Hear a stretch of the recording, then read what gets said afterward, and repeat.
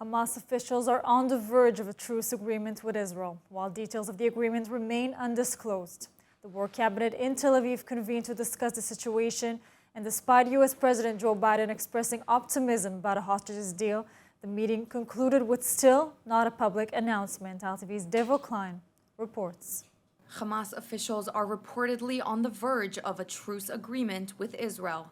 Hamas leader Ismail Haniyeh confirmed their response to Qatari officials. However, details of the agreement remain undisclosed. In Tel Aviv, the war cabinet convened on Monday night to discuss the situation. U.S. President Joe Biden expressed optimism about a hostage deal, suggesting it was close to completion. Nevertheless, the war cabinet meeting concluded without a public announcement regarding any deal. Shortly after Hamas revealed the terms of the agreement they have approved.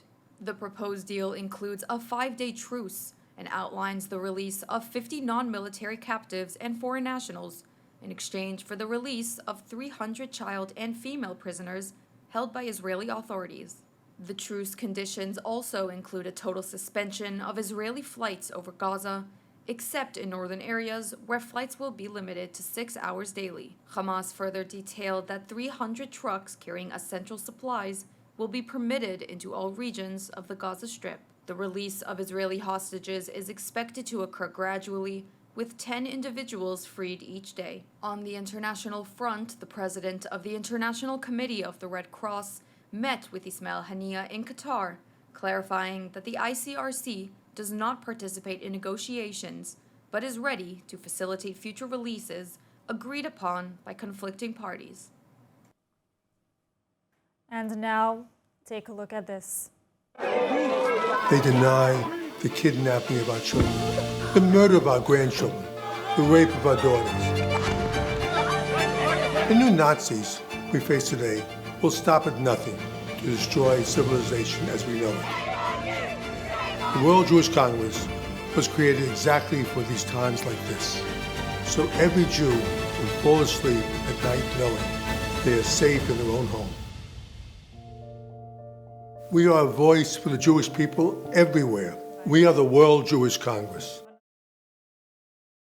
Day 46 of the war with Hamas in Gaza. The IDF is operating to deepen gains in northern Gaza. Battles are underway in Zaytun, and the army completed the encirclement of Jabaliya amidst the battles with gunmen. And ILTV's Steve Leibovich has more.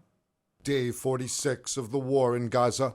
The IDF says its 162nd Division has completed the encirclement of Jabaliya and is ready to deepen the fighting. The 215th Artillery Regiment and the Air Force carried out heavy strikes in Jabaliya to prepare the ground for battle. The Army says troops from the 401st Armored Brigade and the Nachal Infantry Brigade battled Hamas operatives in Jabaliya's outskirts, leading to the encirclement. In Zaytun, infantry forces, tanks, and combat engineers are working to defeat Hamas's Zaytun battalion operating in the neighborhood of the same name in Gaza City. Earlier, they captured the Shati and Sabra neighborhoods.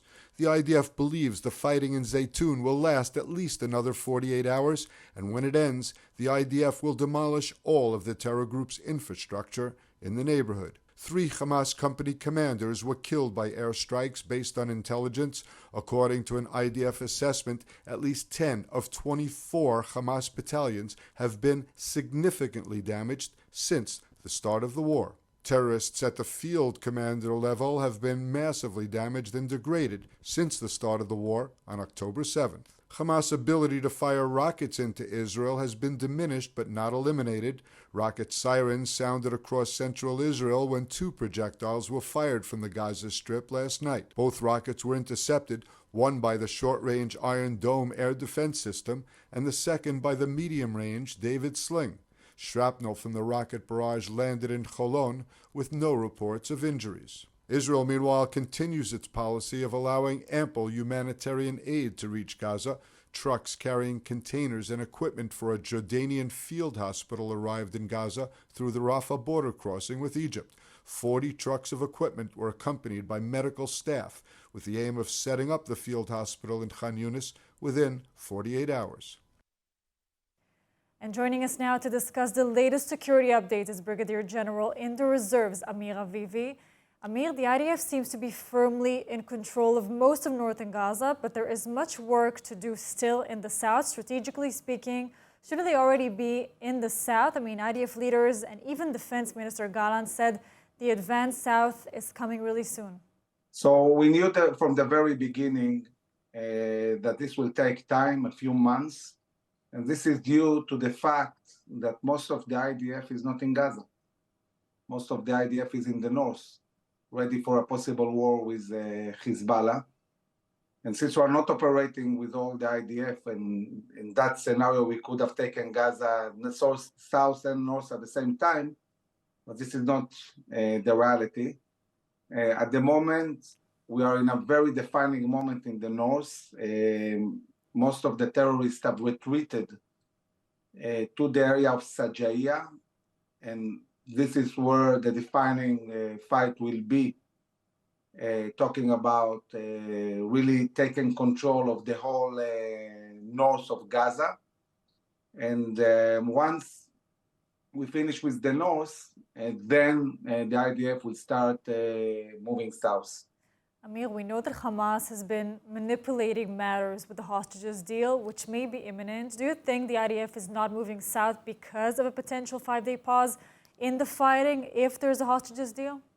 I think the IDF is not moving south because it hasn't gained control yet of the north. So we need to finish the job. We need to really destroy completely Hamas in the north. When we'll finish doing that, and while the IDF is preparing to the ground incursion in the center and south of Gaza, this will be a moment where we'll have a few days to reach a deal and hopefully release a big part of the hostages. I wouldn't do that now. I wouldn't do that while our soldiers are fighting the defining fight to gain control of the northern part. This will endanger our soldiers dramatically. We cannot let Hamas get organized in the north. In the south, Hamas is getting organized for a month now. A few more days is not what's going to change the overall situation in the south.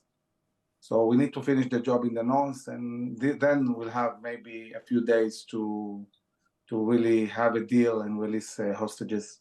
Until now, as you know, we have refused all talk of a ceasefire. How would a 5-day ceasefire impact the IDF in Gaza and campaign to oust Hamas, as you said, that it would endanger our soldiers really over there? So if you do a ceasefire in an area where there is still a lot of terrorists fighting you, this is a huge problem. This will endanger our soldiers.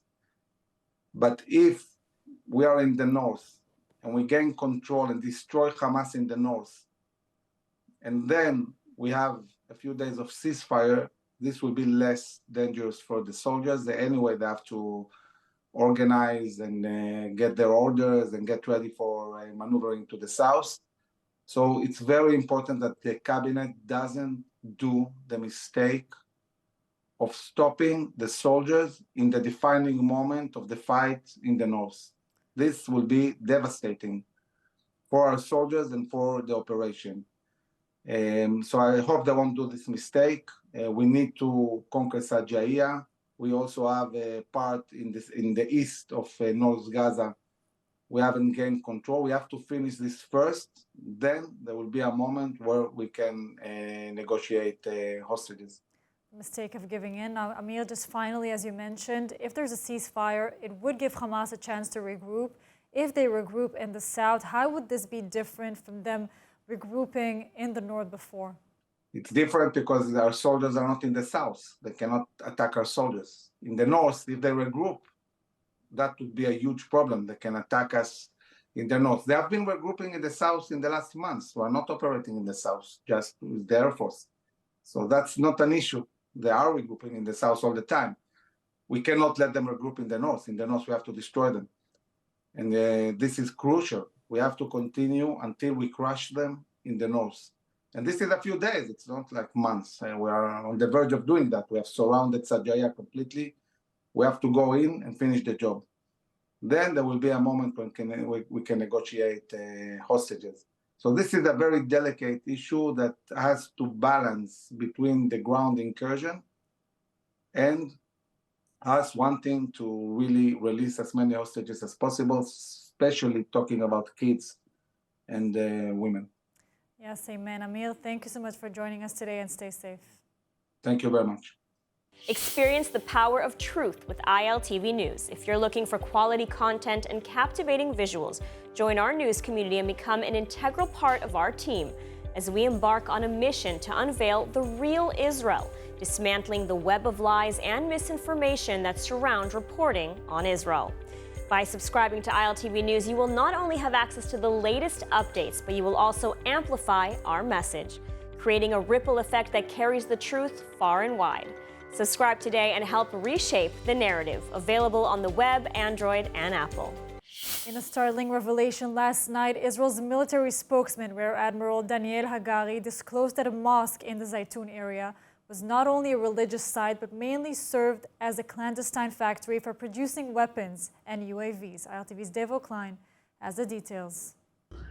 אנחנו לוחמי גדוד 890 של הצנחנים, ביחד עם כוחות הנדסה מיוחדים, נמצאים מתחת למסגד בלב העיר עזה.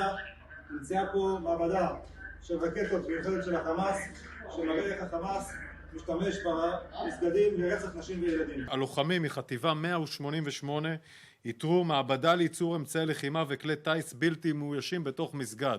אני רוצה שתבינו, מסגד במרחב זייתון משמש מעבדה לייצור לחימה. לוחמים נכנסים למסגד, מבצעים סריקה, אחרי שבדקנו שאין מלכודים, נכנסים לתוך המסגד הזה, מוצאים פיר, ביחד עם לוחמי יעלום, מוצאים פיר, בנוסף לפיר הזה ירידה ומדרגות, ושם מגלים סדנה לייצור רקטות. These were Hagari's words last night as he provided details of the operation, explaining that troops entered the mosque, conducted scans to ensure safety, and then uncovered a hidden tunnel shaft and staircase within the premises. Hagari expressed strong condemnation, stating terrorists manufacturing rockets in a mosque, using Islam and the symbols of Islam to create terror. The Zaytun neighborhood, identified as a Hamas stronghold in the southern part of Gaza City, adds another layer of significance to this discovery. Hagari asserted that the IDF is committed to exposing Hamas's exploitation of civilian sites for terrorist activities and vowed to continue efforts to unveil such instances. This revelation raises concerns about the misuse of religious spaces for terror purposes and adds to the large amounts of ammunition found every day among Gazan civilian infrastructure. What you can see is military equipment, full-scale military equipment. This is not something that was cooked in somebody's backyard. It is not something that two people came to talk about. This is years-long planning, a lot of funding. There is huge money. Nave, Yahel, and their parents, Tal and Adi Shoam, were visiting from their home in the north to spend the Simchat Torah holiday weekend with their extended family in Kibbutz Be'eri. 10 family members were initially thought to be missing after the massacre on October 7th. 7 family members were abducted by Hamas and 3 other relatives were murdered. The terrorists burned the family's home, forcing them all outside. Yahel is just 3 years old. Nave is just 8. They're all held captive for 46 days. Nave is a huge soccer fan. One of his shoes and ball were found whole back in that house. Last week, right before the game between Israel and Kosovo national teams, the Israeli Football Association documented Nave's shoes and a jersey with his name in between our team's dressing room in Kosovo, right before the important match in the 2024 Euro qualifiers. And we have to bring them home. Signs of escalation on the northern border, with Hezbollah hitting an IDF base in Israel, responding with a strike on a key Hezbollah headquarters. And ILTV's Steve Leibovich reports. Since the start of the war in Gaza, there has been concern that the continuing tit-for-tat border exchanges between Israel and Hezbollah could evolve into a second front. Until now, the deadly exchanges have taken a toll, but remained localized. The most recent exchange could escalate matters. The day began with the IDF striking first in the daily cross-border exchanges, shelling southern Lebanon with artillery to prevent terror cells from approaching the area to carry out attacks. Hezbollah responded a short while later, firing a number of rockets and mortars at the northern communities of Arab al-Aramsha and Baram, as well as at the Biranit army base. No injuries were caused in the attacks, but heavy damage and fire were caused at the Biranit base. In response to the attacks, the IDF said fighter jets, combat helicopters, and tanks struck Hezbollah headquarters in southern Lebanon. In the past 24 hours, Hezbollah fired 25 rockets and 3 suicide drones at multiple locations along the border. They have fired some 1,000 mortars and missiles and drones at Israel since October 8th, a day after the Gaza war erupted. The border skirmishes have resulted in the deaths of 3 Israeli civilians and 6 soldiers. On the Lebanese side, nearly 100 have been killed, most of them Hezbollah terrorists. The Israeli government accuses Iran for orchestrating the hijacking of a cargo ship in the Red Sea, denying the vessel's Israeli affiliation. Houthi rebels backed by Tehran claim responsibility for the incident and say this is in response to Israeli aggression against Hamas in Gaza. And ILTV's William Sharon has more. The Houthi rebels claim responsibility for the hijacking of a cargo ship in the Red Sea. The Israeli government accuses Iran of orchestrating the incident, while denying that the vessel in question is Israeli. The rebels, backed by Tehran, asserted in a statement that they conducted a military operation resulting in the seizure of an Israeli ship, which they claim to be taken to the Yemeni coast. Houthi spokesman Yahya Sari emphasized their actions were in response to what they deemed as Israel's brutal aggression against Hamas in Gaza. 2 U.S. defense officials anonymously confirmed the hijacking of the vehicle carrier named the Galaxy Leader as the rebels rappelled down from a helicopter to seize control.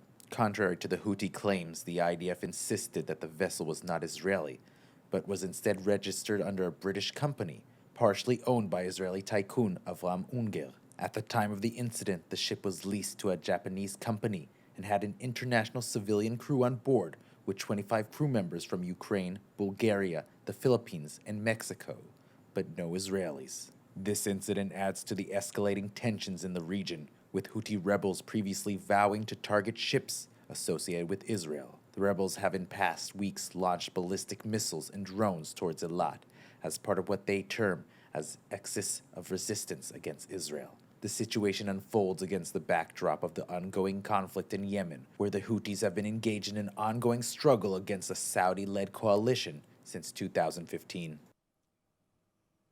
And now with Iran being an essential part behind the current war, backing Hamas, Hezbollah, and the Houthis, we're now joined by Yoni Ben Menachem, journalist and senior research fellow at the Jerusalem Center for Public Affairs, who tweeted about Hezbollah's intentions to escalate tensions on the northern border as soon as the IDF enters southern Gaza.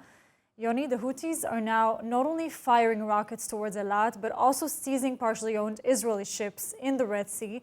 Does Israel have any military solution here? I think that this is a very big problem for Israel, and every Israeli response will have to be coordinated with the United States because the Houthis are a big challenge for Israel. They are far away from Israel, more than 2,000 kilometers, but they are trying to put pressure on Israel. Of course, this is by the orders of Iran. In order to force Israel to stop the war in Gaza and actually save Hamas from destruction.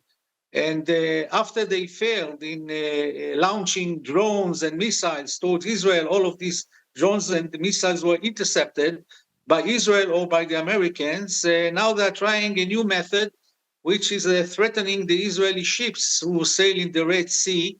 And they took over one ship, the Galaxy Leader, which is not Israeli. It's only a partial ownership of an Israeli businessman, and there were no Israelis aboard the ship, but they're still claiming that it's an Israeli ship. And this is a very worrying sign because they threaten to paralyze all the Israeli ships that sail in the Red Sea and actually put a blockade on Israel, preventing Israeli ships from importing and exporting through the Red Sea. This is very dangerous. That's very dangerous and very worrying. Yoni, I want to go back to my lead where I said about your tweet that Hezbollah wants to escalate tensions if the IDF will enter the south. By now, of course, we don't know the plans and we're not going to reveal them here, but we know that the IDF is planning to go into the south. So what do we know about Hezbollah wanting to do there?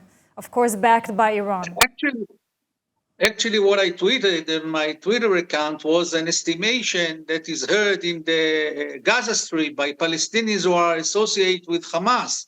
And they estimate, maybe it's a wishful thinking, we don't know, but they estimate that if the IDF will go to a big military incursion in Khan Yunis area and Rafah area, which are in the south of Gaza Strip, then the Hezbollah in the north of the border with Israel, they will escalate and make a greater escalation and attack Israel with more missiles and drones into the death of Israel. This is also very dangerous. We have to wait and see. Israel will have to make it very clear and warn Hezbollah that if they do that, then they should expect a strong reaction from Israel.